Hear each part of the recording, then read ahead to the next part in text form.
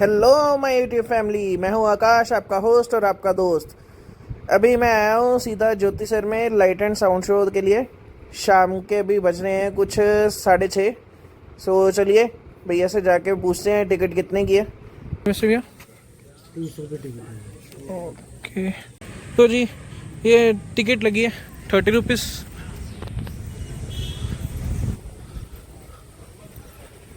ये देख लीजिए, ये वो मंदिर की साइड है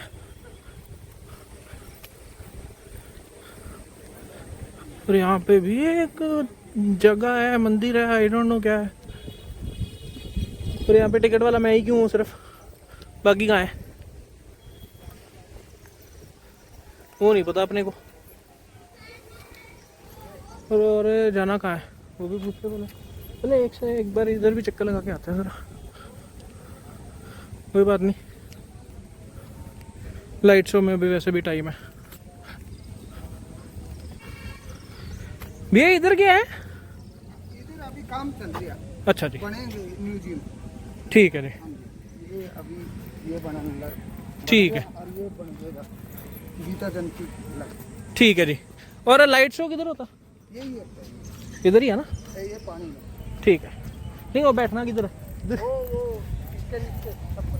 ठीक है जी, हाँ जी जी, लाइट शो के लिए इधर ही बैठना। जहाँ पे माता जी बैठे हैं इधर ही बैठते हैं। 7:15 बजे शुरू होएगा, तो देखते हैं। अभी बैठते हैं इधर आराम से। बैठना क्या है, अभी घूमते हैं। 7:15 बजे जब शुरू होएगा तब दिखाते हैं आपको साथ में। उतनी देर see this place, how huge is this.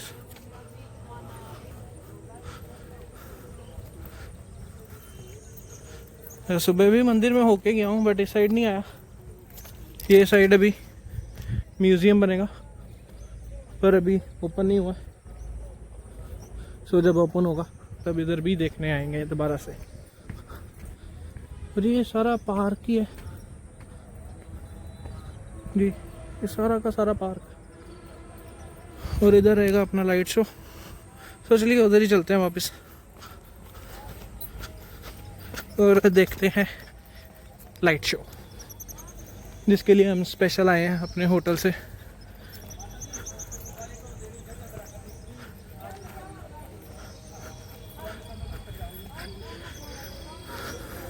अभी देखते हैं कि हमारे साथ और कौन कौन है देखने वाला। कोई रहेगा भी या नहीं वो भी नहीं पता मेरे को।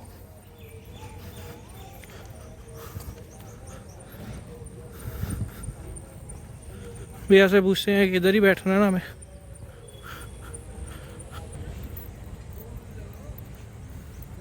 ये देखिए, इस मंदिर में काफ़ी पुराने पुराने वृक्ष हैं, काफ़ी ज़्यादा ही हैं।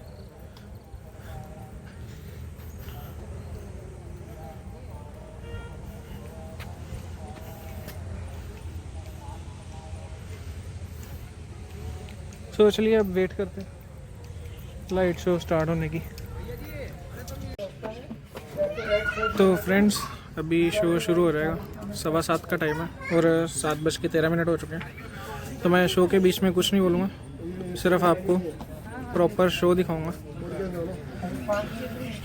सो सॉरी, मैं इस वीडियो में ज़्यादा नहीं बोलूँगा अभी।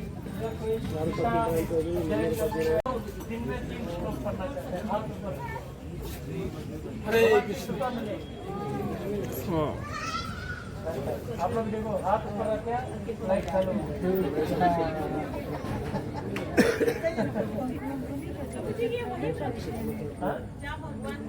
हाँ ओरिजिनल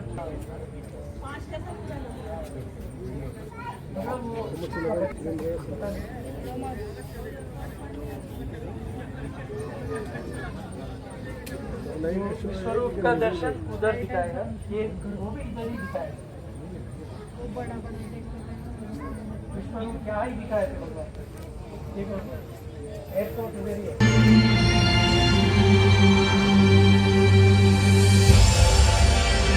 समय सदा गतिमान रहा, बहता रहा, चलता रहा, और मैं अचल अटल अडिग यही एक जगह गड़ा रहा, खड़ा रहा।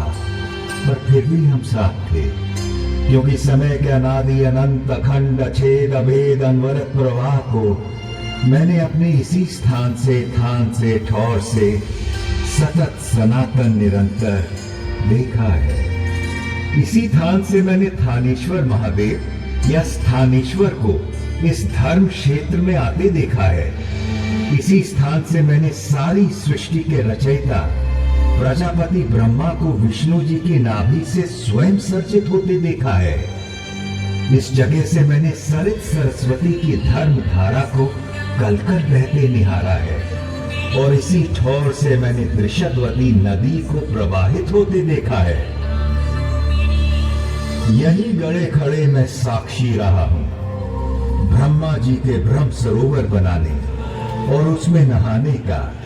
यहीं से मैंने सन्निध सरोवर में 7 सरस्वतियों को समाहित होते अवलोकित किया है, और इस ज्योतिसर से तो मेरा जन्म का नाता है। इस सरोवर के किनारे जन्म लेकर, इसके जल से सिंचित होकर, इसी स्थल पर इतिहास को बनते बिगड़ते बदलते देखा है। आपके सम्मुख विद्यमान इस वट वृक्ष ने। इस पुरातन पवित्र पावन ब्रह्मावर्त में मैंने वेदों को अवतरित होते और पुराणों को विरचित होते देखा है। फिर अष्टांग धर्म स्थापित करने वाले सत्यनिष्ठ दानी दयालु प्रतापी राजा कुरु के समय मैंने इस क्षेत्र, इस धर्म क्षेत्र को कुरुक्षेत्र कहलाते भी देखा है। भरत कुल और कुरु वंश के वंशज राजा कुरु का समय ऋग्वेद का काल कहलाता था, जब आर्यों के इसी उत्तरवेदी ब्रह्मवेदी आर्याना में अपौरुषेय वेदों का अवतरण हुआ। इस पवित्र भूमि ब्रह्मावर्त में मैंने सहस्त्राधिक हवन कुंडों की यज्ञाग्नि में मंत्रोच्चार के साथ होत्र की समिधा पढ़ते और पूरी धरती को सुगंधित धूम्र से सुवासित होते भी देखा है। फिर कुरुराज के प्रपौत्रों कौरवों और पांडवों के समय मैंने इसी कुरुक्षेत्र को युद्ध क्षेत्र में बदलते देखा है। केवल 5 पद तो मांगे थे पांडु पुत्रों ने, पानीपत, सोनीपत, बागपत, तिलपत और इंद्रपत। पर जब 5 गांव देने से भी मना कर दिया धृतराष्ट्र के पुत्रों ने, तो युद्ध अवश्यम भावी हो गया था। एक ऐसा युद्ध जिसने एक वंश, एक नगर, एक राज्य, एक राजधानी, एक देश, एक संस्कृति, एक युग नहीं, पूरे भारतवर्ष को महाभारत नाम की रक्त रंजित मृत्यु और महानाश के मुख में धकेल दिया था।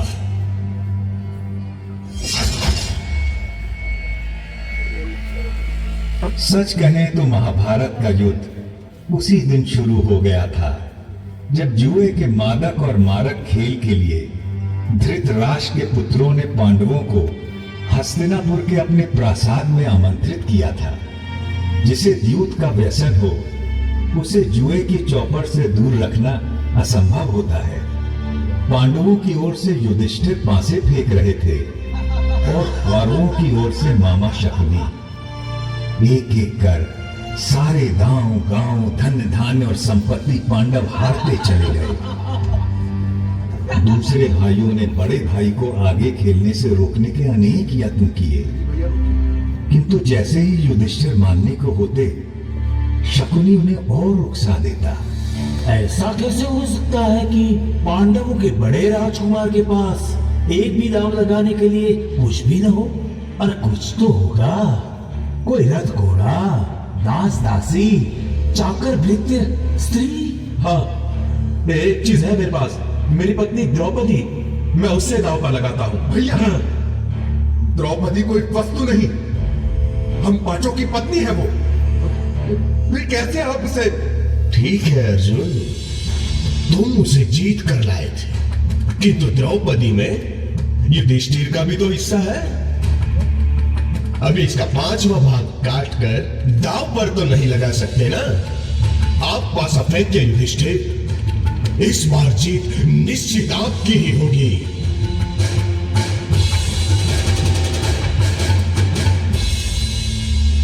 भैया मैं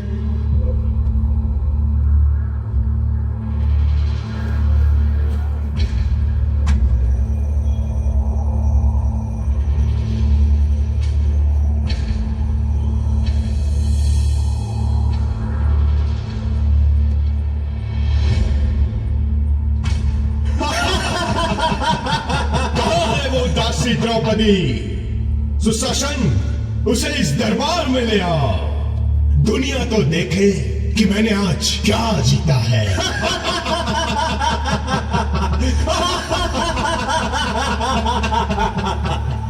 पूरे राजमहल में सन्नाटा पसरा था और उस नीरव मौन में केवल सुयोधन का अट्टहास गूंज रहा था। इधर सुशासन द्रौपदी को उसके केशों से घसीटता हुआ दरबार के बीचों बीच ले आया था।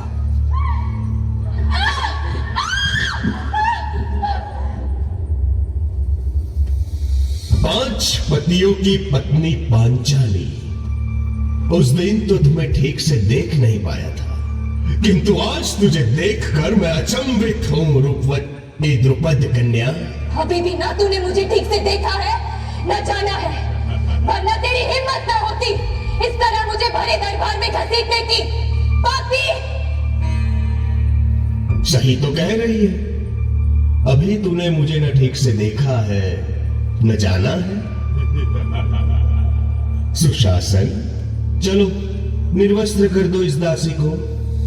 बस कर सुयोधन, तेरी हिम्मत कैसे हुई मेरी पत्नी का ऐसे अपमान करने की? सुशासन, दूर हट जा। यदि तूने द्रौपदी को छुआ भी तो मैं तुझे जीवित नहीं छोड़ूंगा। धर्मराज, आप ही बताइए ना, युद्ध में हारी हुई स्त्री पर किसका अधिकार होता है? जीतने वाले का या उसे हार जाने वाले का? अपनी आंखों के सामने इतना अधर्म तो न होने दीजिए धर्मराज। मौनम सहमति लक्षणम। पुत्र सुशासन, निर्वस्त्र कर दो इस दम्भी दासी को। कैसा पाप किया है आपने धर्मराज? अपनी पत्नी को मनुष्य नहीं, एक सूक्ष्म संपत्ति समझकर दांव पर लगा दिया। रोको इन्हें अर्जुन। नवा भीष्म, आप तो हमारे कुल के सबसे बड़े हैं। रोको ना ये पाप।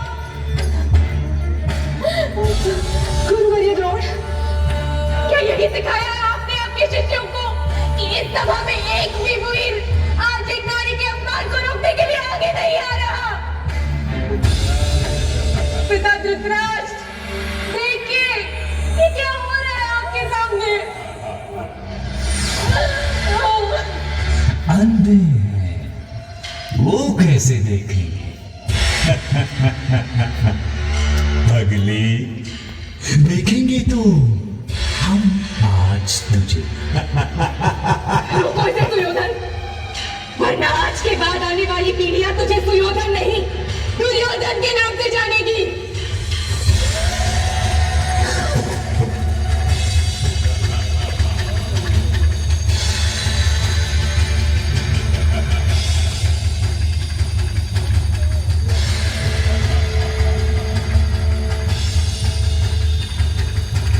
हे सखा, हे कृष्ण, हे कन्हैया, कोई बचा सकता है लाज अपनी इस सखी की। शंख चक्र गदा पाणे निलयाच्युत गोविंद पुंडरीकाक्ष रक्ष मां शरणागतम्। कृष्ण द्वारिका वासिन् वासी यादव नंदन इमामवस्थां संप्राप्तम् अनाहां किमुपेक्षसे।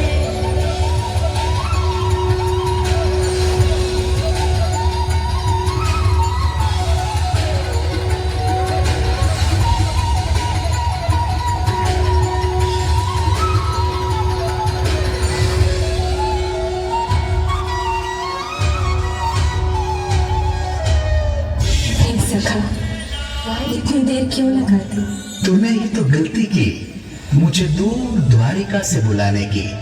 यदि तू कहती मेरे मन बसिया कृष्ण, तो मैं तो तेरे पास ही था, तेरे साथ ही था, तुझ में ही था सखी।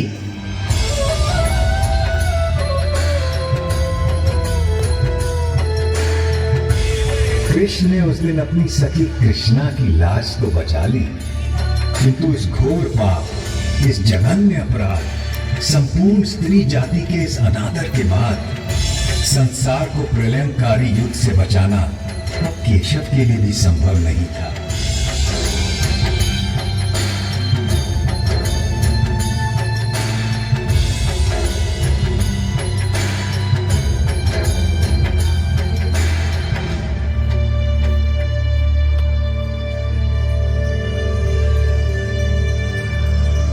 कुरुक्षेत्र को युद्ध क्षेत्र बनाने की तैयारी में तमाम जंगल जलाए जाने लगे, पेड़ काटे जाने लगे। सौभाग्य से पता नहीं कैसे मैं उस दिन बच गया, या दुर्भाग्य से, क्योंकि अगले 18 दिनों में जो नरसंहार, जो रक्तपात, जो छलबल, जो नृशंस हत्याएं, जो मूल्यों का हनन, जो मानवता का पशुवत चेहरा मैंने देखा, उससे अच्छा था कि मुझे भी काट डाला गया होता या जला दिया गया होता। किंतु सबसे विस्मयकारी, विलक्षण और विचित्र था युद्ध का पहला दिन। कौरवों पांडवों की 18 अक्षौहिणी सुसज्जित सेनाएं यहीं सामने के मैदान में एकत्र होने लगी।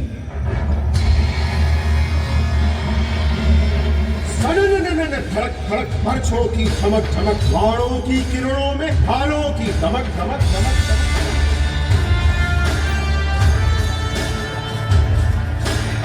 अश्वों की धड़क धड़क खड़क खड़क खड़क खड़क, रथध्वज की लहक लहक लहक लहक लहक लहक, मृत्यु आलिंगन को वीरों की ललक ललक, सेना की तड़क भड़क, ललकारे चहक चहक।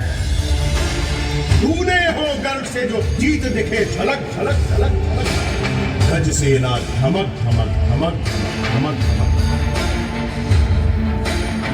अग्नियस्त्र धधक धधक धधक धधक। जय जय जय गौरव कहीं पांडव जय घोष धड़क, जय जय जय गौरव कहीं पांडव जय घोष धड़क, जय जय जय गौरव कहीं पांडव जय घोष धड़क।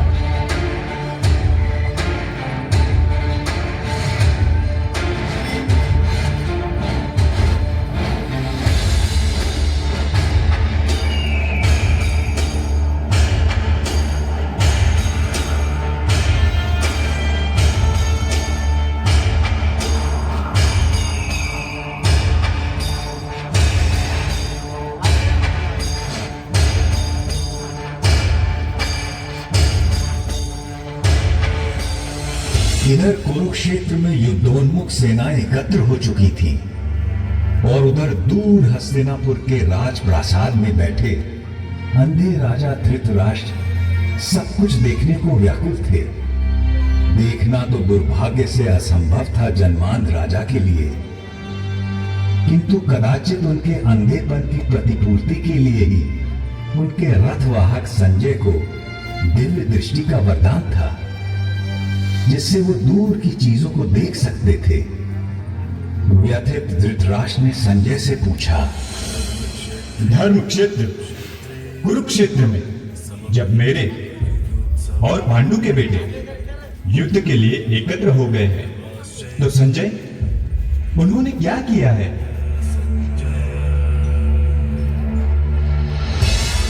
दुर्योधन को हर्षित करने के लिए कौरवों में वृद्ध महाप्रतापी पितामह भीष्म सिंह की तरह दहाड़ उठे।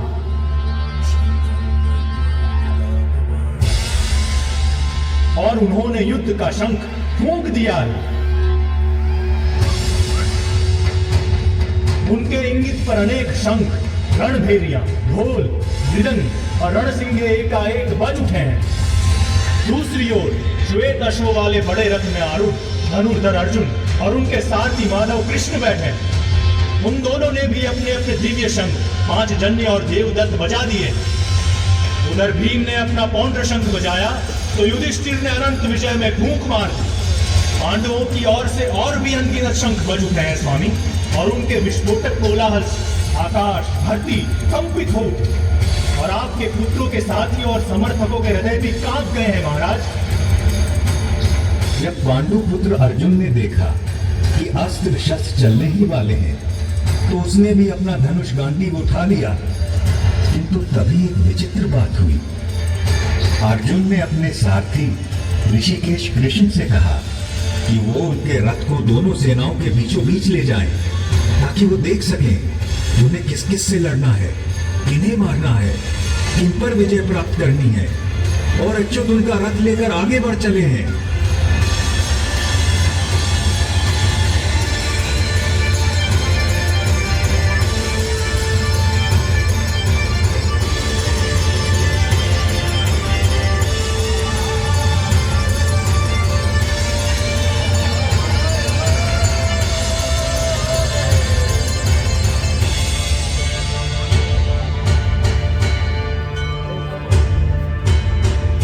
अर्जुन ने देखा कि सामने भीष्म और द्रोण थे। उसने देखा कि सामने खड़े सभी शत्रु योद्धा उसके पुरखे और दादा हैं, उसके आचार्य और मामा हैं, भाई बेटे पोते और पूरे जीवन के संगी साथी हैं। उसने देख लिया कि सामने खड़े मरने मारने को आतुर लोग सब उसके अपने थे, और व्यथित होकर वो बोल उठा, कृष्ण, न मुझे विजय चाहिए, न राज्य, न सुख। हमें राज्य मिले भी तो क्या होगा? भोगों का हम क्या करेंगे? जीने में क्या रखा है? ये सब के सब मेरे आचार्य, मेरे गुरु, मेरे पिता, मेरे ताऊ चाचा, मेरे को देखकर कोई भी धीर बुद्धि व्यक्ति कभी भ्रमित नहीं होता है अर्जुन। जैसे पुराने कपड़ों को उतारकर मनुष्य नए कपड़े पहन लेता है, उसी प्रकार आत्मा भी पुराने शरीर को त्याग कर नया शरीर धारण करती है। इस आत्मा को ना तो शस्त्र काट सकता है और ना आग इसे जला सकती है, ना इसे पानी भिगा सकता है और ना ही हवा उसे सुखा सकती है। यूं सांख्य योग की बारीकियों को आगे समझाते हुए कृष्ण बोले, कुरुनंदन, इस योग में व्यवसायिक बुद्धि और कर्म निर्धारक बुद्धि दोनों एक ही है, लेकिन जो अव्यवसायी है, अकामी है, अकर्मण्य है, उसकी बुद्धि तो अनंत शाखाओं में बंटकर भटक जाती है अर्जुन। और फिर देवकी नंदन श्री कृष्ण ने वो शब्द कहे जो आज तक हर भारतीय के मन मस्तिष्क में गुंजायमान रहते हैं। तेरा अधिकार केवल कर्म पर है, फल पर कभी नहीं। तू कर्म करते समय फल की इच्छा कभी मत कर और कर्म से कभी मुंह भी मत मोड़। काश के मनुष्य ये बात हम पेड़ों से समझ लेते, जो सारे संसार को, मनुष्यों, पशु पक्षियों को निरंतर फल देते हैं, किंतु स्वयं उस फल के भोग के बारे में कभी नहीं सोचते। वरना तो सारे जंगल, सारे पेड़ पौधे, सारी वनस्पति कब की नष्ट हो जाती, और उसके साथ संसार में संपूर्ण जीवन भी।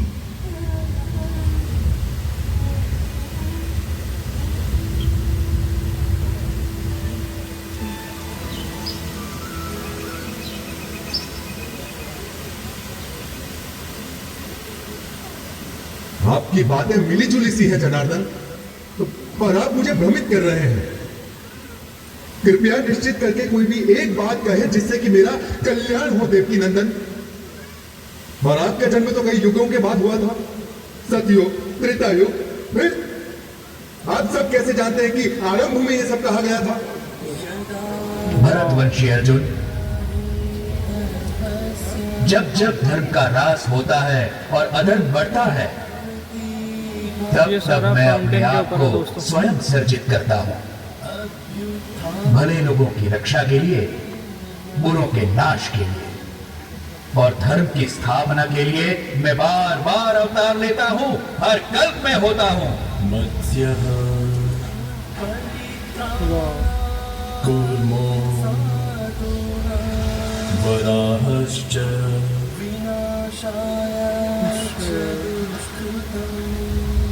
नृसिंहोऽवतः वामनः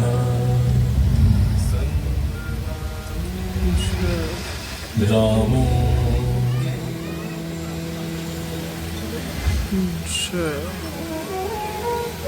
रामश्च चतुर्दशः।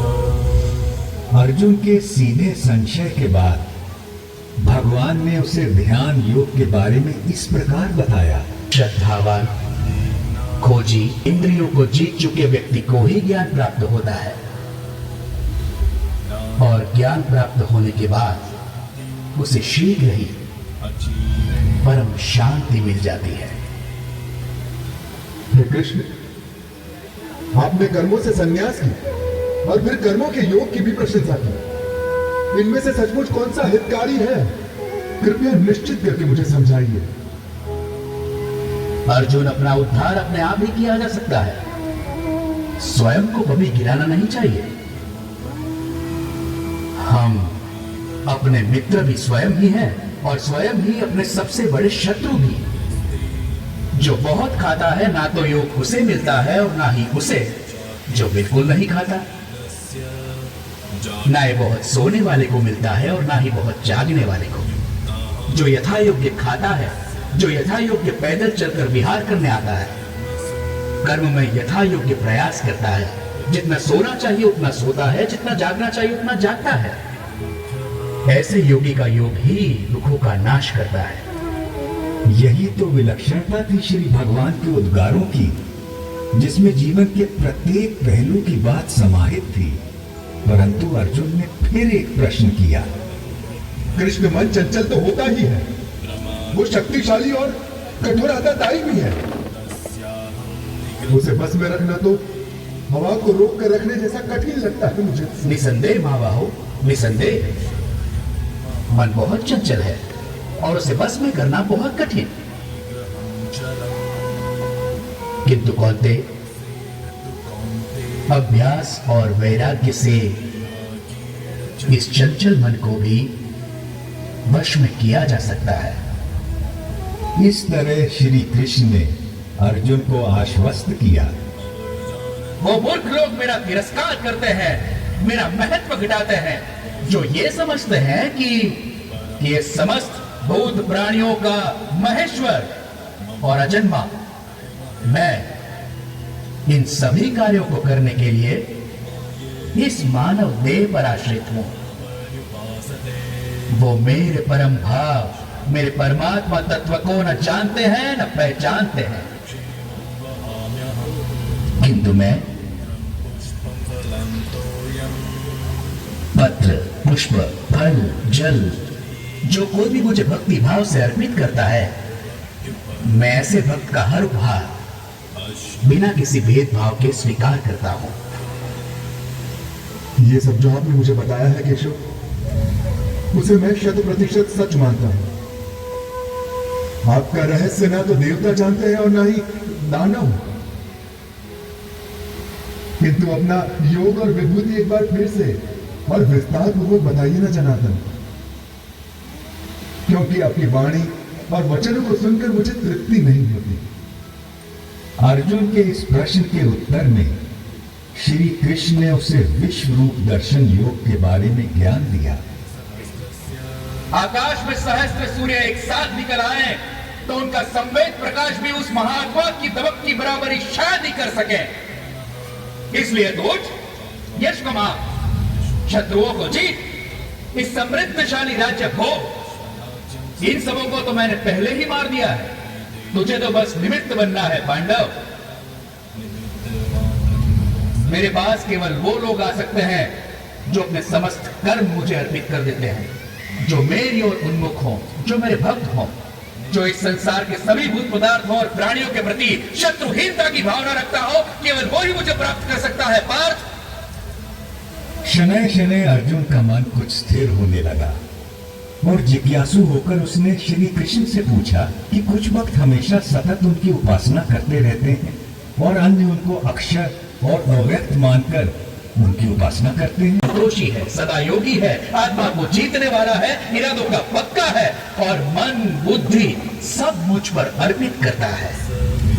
जनार्दन, बहुत से लोग जो शास्त्र में बताए गए तरीके से हटकर पूजा यज्ञादि करते हैं, उनकी आस्था कैसी है?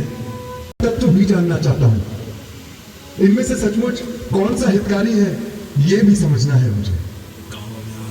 कवि, मेधावी और विद्वान एक बात अच्छी तरह से जानते हैं कि संन्यास और अब मैं दृढ़ हूं कि अब से आज्ञा कहा करूंगा। अर्जुन के मन से विषाद, करुणा, ग्लानि, शंका और निराशा छूमंतर हो गए और अर्जुन ने अपना गांडीव उठा लिया और प्रत्यंचा तान दी।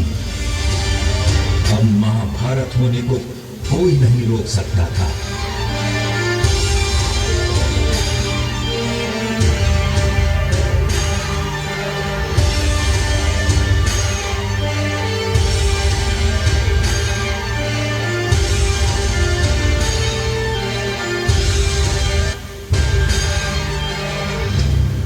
उधर दूर हस्तिनापुर में धृतराष्ट्र के सम्मुख बैठे दूरदृष्टा संजय के मन से भी सारी शंकाएं और भय दूर हो चले की बात करते समय अर्जुन को दिखाया था।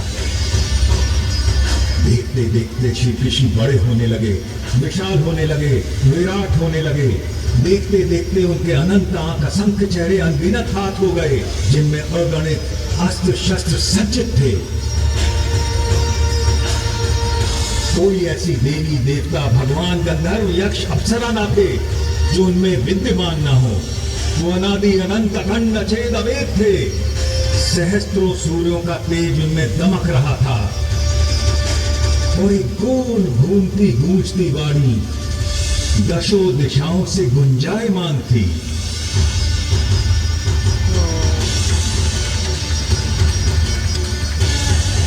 मैं अक्षर हूँ, अनिर्देश्य हूँ, अव्यक्त हूँ, सर्वज्ञ हूँ, चिंतन से परे कूटस्थ हूँ, अचल हूँ, ध्रुव हूँ।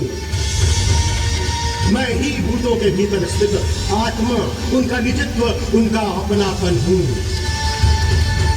आदित्यों में मैं विष्णु, प्रकाशपुंजों में सूर्य, मारुतों में मारीचि, नक्षत्रों में चंद्र, वेदों में सामवेद, देवताओं में इंद्र, इंद्रियों में मन, प्राणियों में चेतना, रुद्रों में शंकर, यक्षों में कुबेर, वसुओं में अग्नि, पर्वतों में मेरु, पुरोहितों में बृहस्पति, सेनापतियों में स्कंद, जलाशयों में समुद्र, महर्षियों में भृगु, वाणी में ओम, यज्ञों में जप, अचल पदार्थों में हिमालय, पेड़ों में अश्वत्थ, देवर्षियों में नारद, गंधर्वों में चित्ररथ, मुनियों में कपिल, अश्वों में उच्चैःक्षवा, गजों में ऐरावत, मनुष्यों में राजा, हथियारों में वज्र, गौओं में कामधेनु, जन्मदाताओं में कामदेव, नागों में वासुकी, पशुओं में सिंह, पक्षियों में गरुड़, मछलियों में मगरमच्छ, पवित्रकर्ताओं में पवन, ऋचाओं में बृहत्साम, छंदों में गायत्री, ऋतुओं में वसंत, नदियों में गंगा, शस्त्रज्ञों में राम, विद्याओं में आध्यात्म, सृष्टियों का आरंभ, अंत, मध्य मैं ही हूँ। कभी समाप्त न होने वाला काल भी मैं हूँ पार्थ। सबका हरण करने वाली मृत्यु मैं हूँ। भविष्य में होने वाले जन्मों का कारण भी मैं ही हूँ।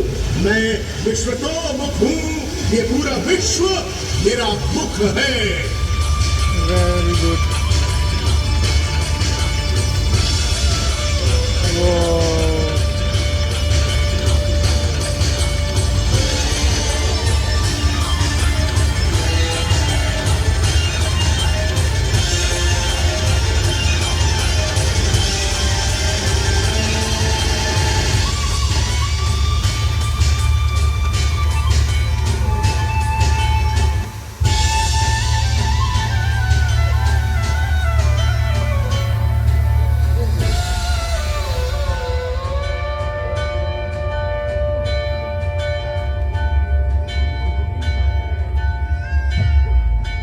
मैं बड़भागी था जो उसने भगवान का विश्व रूप अपनी आंखों देख पाया और व्यास जी की कृपा से वासुदेव कृष्ण और महात्मा अर्जुन के बीच का यह गुप्त संवाद स्वयं सुन सका, जिसमें सभी उपनिषदों का, समस्त ब्रह्म सूत्र का और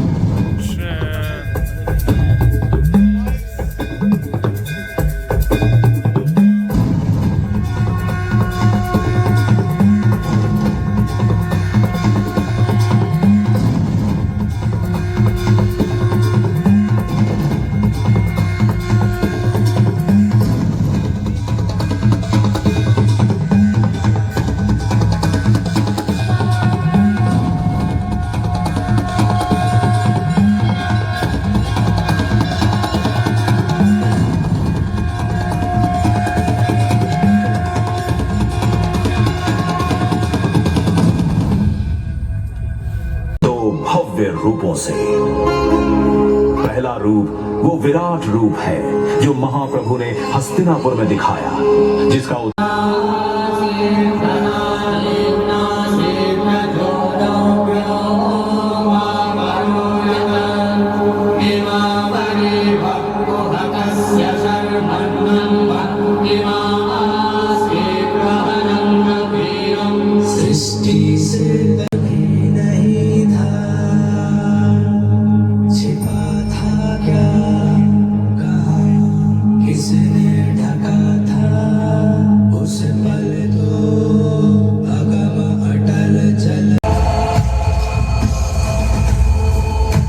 मंथन हेतु मेरु साधा पूर्व का रूप बनाया।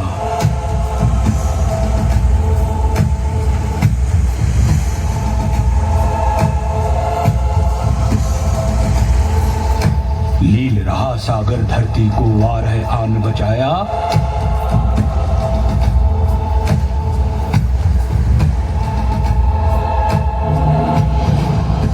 और हिरण्यकश्यप को नियति तक नरसिंह ने पहुंचाया।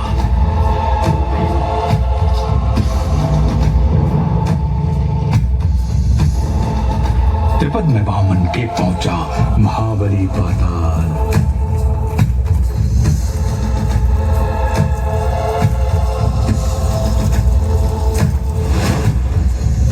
हिंकार क्षत्रियों का फूला परशुराम बने काल।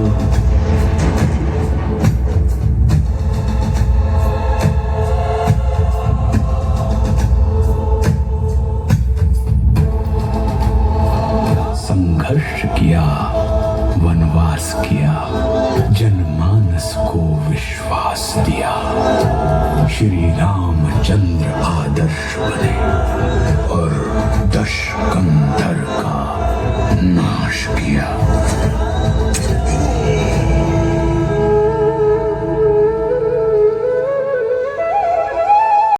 इन 7 आंशिक अवतारों के बाद महाविष्णु ने धारण किया पूर्ण अवतार। 16 कलाओं से युक्त महाविष्णु अपने वास्तविक रूप में धरती पर आए।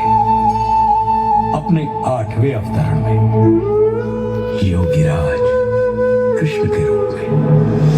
ये वो अवतार था जिसमें महाविष्णु ने प्रेम भी सिखाया और युद्ध भी, रास भी रचाई और रण भी।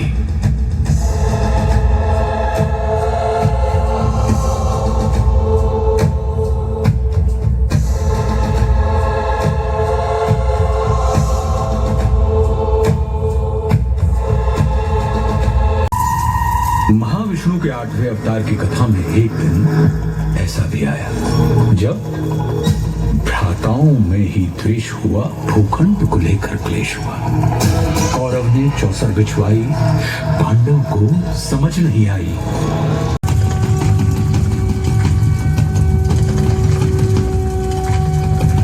अपना स्वरूप विस्तार किया, डगमग डगमग दिग्गज डोले।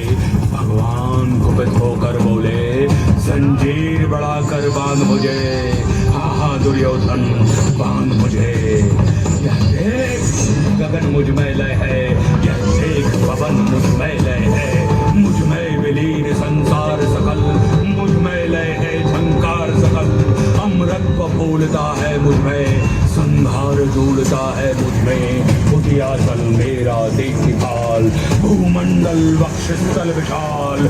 भुज पर दिबंध को घेरे हैं, मैं नाक मेरु पग मेरे हैं। और दिखते जो ग्रह नक्षत्र सब है मेरे मुख के अंदर। दृगों तो दृश्य कांड दे, मुझ में सारा ब्रह्मांड दे।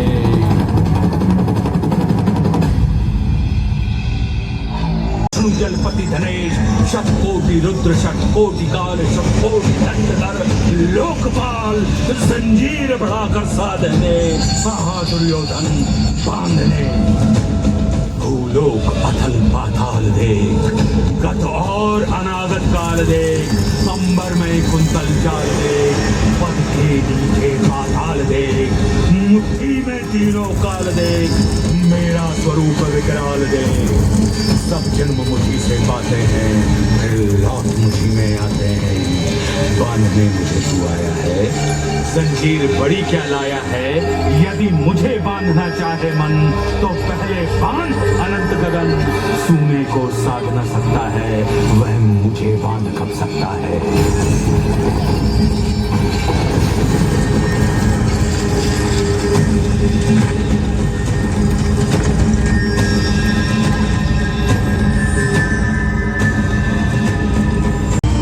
विश्वरूप का दर्शन।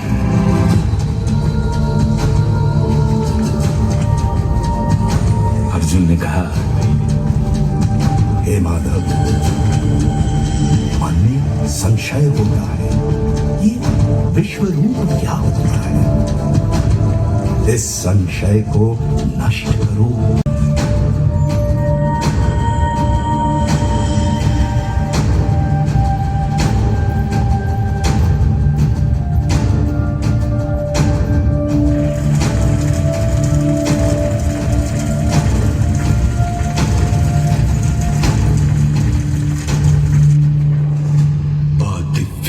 जो दिव्य दिखा, वो दिव्य तो था, मोहक ना था।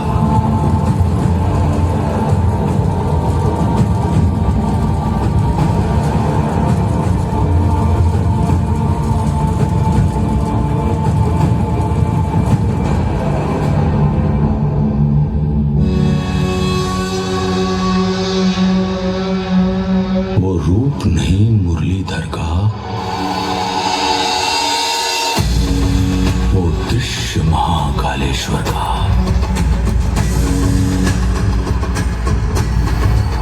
जल उठे सूर्य कई एक संग, बज उठे श्वास में रण मृदंग। अनगिनत नेत्र मुख दांत उदर, गए लील विश्व आतंकित कर।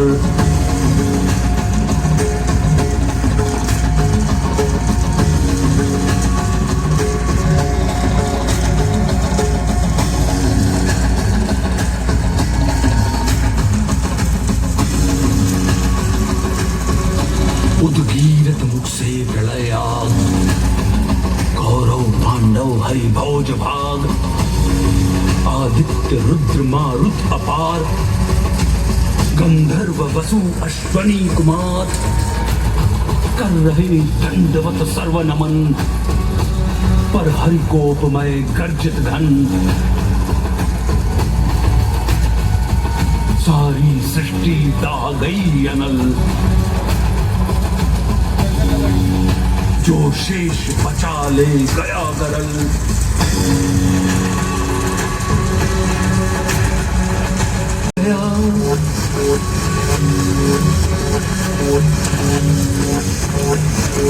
हरिमुख भक्षण को आतुर था। मुख एक नहीं, शतकोटि मुख। प्रत्येक पार्थ के ही सम्मुख त्रय कंपित कंपित।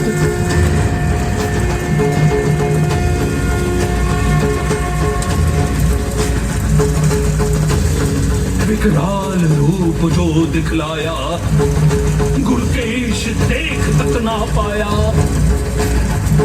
का रूप धरो वही तो प्रिय है, हर शब्द तुम्हारा अनुनील है। बोले प्रभु उठकर युद्ध करो। हाँ जी दोस्तों, मैं लाइट एंड साउंड शो देखा हूँ। अब मैं जा रहा हूँ ब्रह्म सरोवर के पास अपने होटल में, और बाहर से ही एक बार ब्रह्म सरोवर में जो भी लाइट्स वाइट्स जल रही होंगी तो वो देखेंगे, वो भी आपको वीडियो में डाल दूंगा मैं। सो चलिए अब सीधा ब्रह्म सरोवर जाके मिलते हैं आपसे। अभी 8:30 बज चुके हैं रात के। जी फ्रेंड्स, ये देखिए रात के टाइम में ब्रह्म सरोवर का रास्ता, क्योंकि मेरा होटल पास में ही है। सो मैं अपनी लाइट एंड साउंड शो देख के सीधा इधर ही आ गया हूँ। इधर मैं थोड़ा सा घूमता हूँ, फिर वापस होटल चलते हैं और खाना खाते हैं होटल में जाके। होटल में मैंने वो शाम को आज पनीर के पकौड़े खाए थे, टेस्टी थे, क्वांटिटी भी ओके थी और प्राइस भी ओके था। सो जस्ट आपको ये मैं रात के टाइम में मंदिर और ये रास्ता दिखाने के लिए ही आया हूँ स्पेशल। ये देखिए मंदिर तो मैं कहता हूँ जय भोले बाबा की।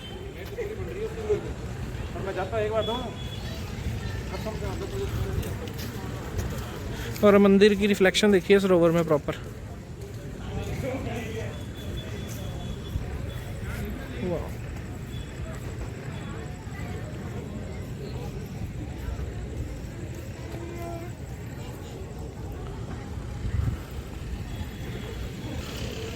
सो ये देख लीजिए रात के टाइम पे ब्रह्म सरोवर कैसा नज़र आता।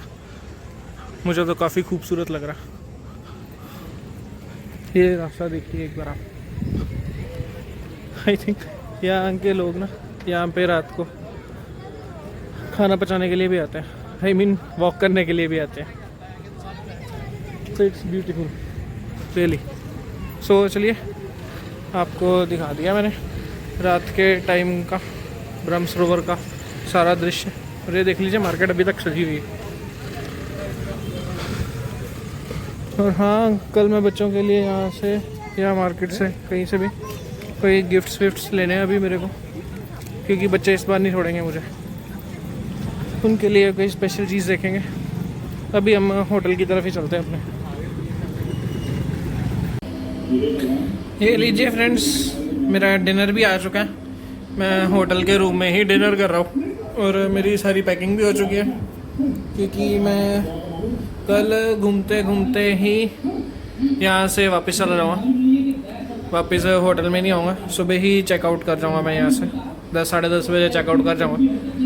फिर मैं यहाँ से जाऊँगा कोई 2:30-3 बजे के आसपास, क्योंकि मेरी जो ट्रेन की बुकिंग है वो अम्बाला कैंट से है। कुरुक्षेत्र से मेरे को सीधी ट्रेन मिली नहीं थी। So bye, thanks for watching, do subscribe, like and share please, bye bye.